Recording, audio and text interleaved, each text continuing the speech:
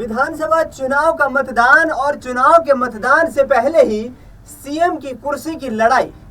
जी हां, हरियाणा में 5 अक्टूबर को 90 विधानसभा सीटों पर विधानसभा का चुनाव होने वाला है। मतदान से पहले ही राजनीतिक दलों ने अपनी कमर कस ली है।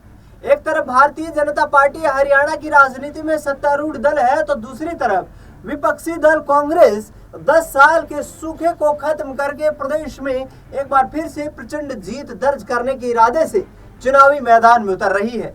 लिहाजा आने वाले वक्त में राजनीतिक तौर पर प्रदेश की 2 करोड़ जनता किसे अपना आशीर्वाद देगी? क्या बीजेपी सरकार तीसरी बार बनाने में कामयाब होगी, या फिर 10 साल के सूखे के बाद लोकसभा चुनाव में बेहतरीन प्रदर्शन के बाद भूपेंद्र सिंह हुड्डा, दीपेंद्र हुड्डा, कुमारी शैलजा और रणदीप सिंह सुरजेवाला की सक्रियता के बाद क्या कांग्रेस पार्टी बड़ा धमाका करने में हरियाणा में कामयाब होती हुई नजर आएगी? लिहाजा हमने शुरुआत में चर्चा की सीएम की कुर्सी को लेकर कि आखिरकार सीएम की कुर्सी को लेकर तमाम राजनीतिक दलों में चुनाव की मतगणना और मतदान से पहले ही आखिरकार सियासी सरगर्मियां क्यों तेज हो रही हैं। बीजेपी की तरफ से देखा जाए तो ये लाजमी नजर आता है, क्योंकि भारतीय जनता पार्टी इस वक्त सत्तारूढ़ दल है। नायब सिंह सैनी के चेहरे पर ही चुनाव लड़ने का ऐलान कर दिया गया है। इसके साथ साथ प्रदेश के तमाम वो कद्दावर दिग्गज नेता जिन्होंने बीजेपी नामक पौधे को प्रदेश में सींचने का काम किया, और जब वो पौधा फल देने लायक हुआ तो फिर वो तमाम सींचने वाले माली एक एक कर किनारे होते चले गए। जी हाँ, कुछ इसी तरीके का माहौल हरियाणा बीजेपी में देखने को मिल रहा है। आपको बता दें कि 2014 में बीजेपी ने रामविलास शर्मा के प्रदेश अध्यक्ष रहते हुए प्रचंड जीत के साथ पहली बार बहुमत के साथ हरियाणा में सरकार बनाई। रामविलास शर्मा को उम्मीद थी कि उन्हें चीफ मिनिस्टर की कुर्सी मिलेगी, लेकिन उन्हीं के हाथों से मनोहर लाल खट्टर, जो कि पहली बार विधानसभा का चुनाव जीत करके आए थे, उनके नाम की सीएम पद के लिए ताजपोशी का ऐलान कर दिया जाता है। दूसरी तरफ देखा जाए तो 20 सालों से केंद्र की राजनीति में सक्रिय राव इंद्रजीत सिंह अपने आप को सबसे बड़ा चेहरा बताते हैं भारतीय जनता पार्टी में इस वक्त, और प्रदेश की राजनीति में भी सबसे अनुभवी राजनेता है। उनका कहना है कि दक्षिण हरियाणा की 11 सीटें हमने 2014-2019 में पार्टी संगठन को जिताई। लिहाजा प्रदेश की जनता और यहाँ पर इलाके की जनता ने वोट इसलिए दिया क्योंकि मुझे चीफ मिनिस्टर के पद पर देखना चाहते थे, लेकिन भारतीय जनता पार्टी ने नायब सिंह सैनी को सीएम बना दिया। अनिल विज भी यही दावा करते हुए नजर आए, चुनाव प्रचार के दौरान भी ये कहते हुए नजर आए कि यदि मैं सीएम बना तो प्रदेश की तकदीर और तस्वीर बदल कर रख दूंगा। पार्टी हाईकमान की तरफ से फटकार लगाएगी। यहाँ पर साफ तौर पर ये संदेश दे दिया गया कि नायब सिंह सैनी के चेहरे पर ही भारतीय जनता पार्टी हरियाणा में चुनाव लड़ेगी। लिहाजा अटेली से विधानसभा का चुनाव लड़ रही राव इंद्रजीत सिंह की बेटी आरती राव के जन समर्थन में और जन प्रचार में यहाँ पर उत्तर प्रदेश के चीफ मिनिस्टर योगी आदित्यनाथ पहुंचते हैं। योगी आदित्यनाथ की मौजूदगी में ही राव इंद्रजीत सिंह केंद्रीय हाईकमान से सीएम की कुर्सी को लेकर दावा ठोकते हुए नजर आते हैं। सुनिए राव इंद्रजीत सिंह क्या कुछ कहते नजर आ रहे हैं, उसके बाद चर्चा जारी रहेगी।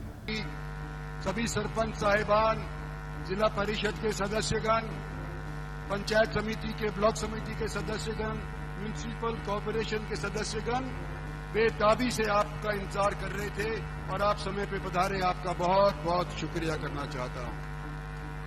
मंचासीन हमारी पार्टी के अनेक वरिष्ठ पदाधिकारी गण बैठे हैं।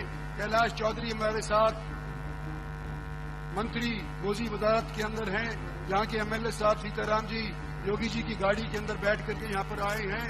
इसके साथ साथ अनेक साथीगण, सम्मान के तौर पे सभी का नाम ले नहीं सकता, लेकिन सम्मानित मंच के तौर पे इनका मैं धन्यवाद करना चाहता हूं कि इन्होंने पार्टी के लिए और मेरी बेटी के लिए प्रयास किया और आज भी प्रयासरत हैं।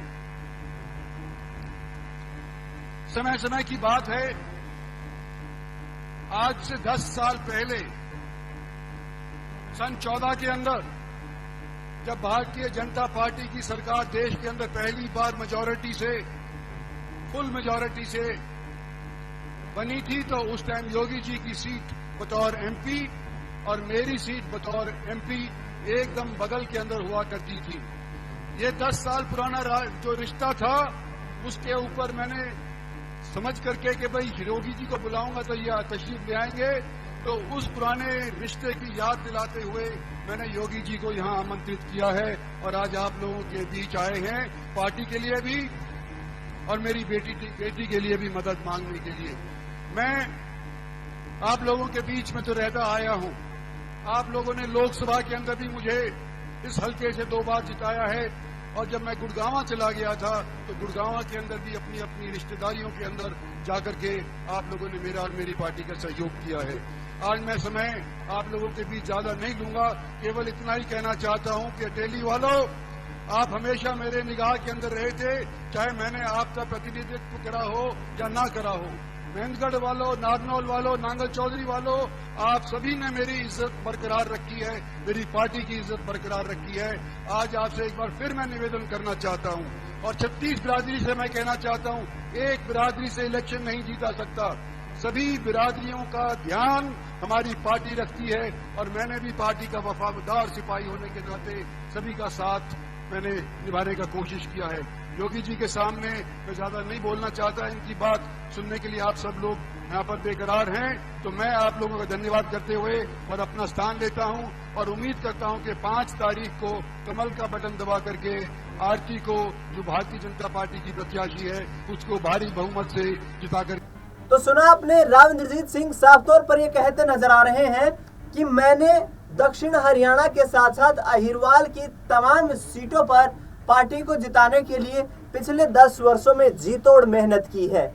यहाँ पर इलाके के लोग मुझे चीफ मिनिस्टर देखना चाहते हैं। इसके साथ साथ यदि प्रदेश में तीसरी बार हमारी सरकार बनती है तो यहाँ पर अहिरवाल की अहम भूमिका रहने वाली है। यानी कि 11 सीटों में से भारतीय जनता पार्टी अहिरवाल में सबसे मजबूत दिखाई दे रही है। 50% यदि बीजेपी यहाँ से सीट जीतने में कामयाब होती है तो जाहिर तौर पर आगामी वक्त की राजनीति काफी दिलचस्प होती हुई नजर आएगी। और देखना ये होगा कि क्या नायब सिंह सैनी के चेहरे पर ही सिर्फ चुनाव लड़ा जा रहा है या फिर इन दिग्गज नेताओं की जो बयानबाजी सामने आ रही हैं ये भी कोई इम्पैक्ट डालती हुई हाईकमान पर नजर आएंगी। आपको बता दें कि बीजेपी ने रामविलास शर्मा, जो कि पूर्व प्रदेश अध्यक्ष, पूर्व कैबिनेट मंत्री रहे, उनकी महेंद्रगढ़ विधानसभा सीट से टिकट काट दी। लिहाजा टिकट काटने के बाद रामविलास शर्मा यहाँ पर भावुक होते हुए नजर आए और आरोप कहीं ना कहीं मनोहर लाल खट्टर के गुट पर लगाए गए। रामविलास शर्मा ने कहा कि जिस तरीके से दिल्ली में एक्टिव होकर कुछ लोगों ने यहाँ पर प्रदेश के जो कद्दावर नेता थे उनको नुकसान पहुंचाने का काम किया है, यानी कि निशाना पूर्व मुख्यमंत्री मनोहर लाल खट्टर थे। मनोहर लाल खट्टर पर ही 2019 में तमाम जो कैबिनेट मंत्री थे उनको हराने का भी यहाँ पर ठीकरा फोड़ा गया। और जिस तरीके से मनोहर लाल खट्टर के द्वारा संगठन के पुराने राजनेताओं को एक एक करके दरकिनार करने की बात की गई, वो वाकई यहाँ पर दिलचस्प थी। अब देखना ये होगा कि आखिरकार हरियाणा में वाकई बीजेपी जो इस वक्त चुनौतियों से घिरी हुई है, जिसकी विपक्ष घेराबंदी करता हुआ नजर आ रहा है, बीजेपी की हालत इस वक्त हरियाणा में 2014-2019 के मुकाबले काफी कमजोर नजर आ रही है। तो क्या तीसरी बार हाईकमान कितनी बड़ी सक्रियता प्रदेश संगठन की यहाँ पर ताबड़तोड़ जन प्रचार और रैलियों के चलते, क्या हरियाणा की जनता तीसरी बार बीजेपी को यहाँ पर सत्ता पर काबिज होने का यहाँ सौभाग्य प्रदान करेगी? क्या आशीर्वाद देती हुई नजर आएगी? और क्या भारतीय जनता पार्टी हरियाणा में फिर से परचम लहराने में कामयाब होती नजर आएगी? इस खास मुद्दे पर आपकी क्या राय, प्रतिक्रिया हमें कमेंट बॉक्स में जरूर बताएं। देश दुनिया की तमाम बड़ी खबरों के लिए आप देखते रहिए SPN9 न्यूज।